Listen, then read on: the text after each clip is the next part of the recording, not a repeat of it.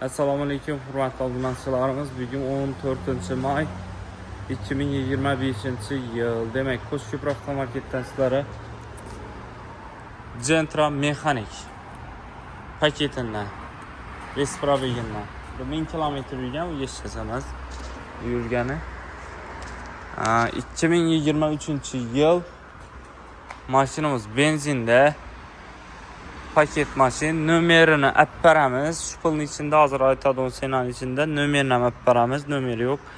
155 milyon soma.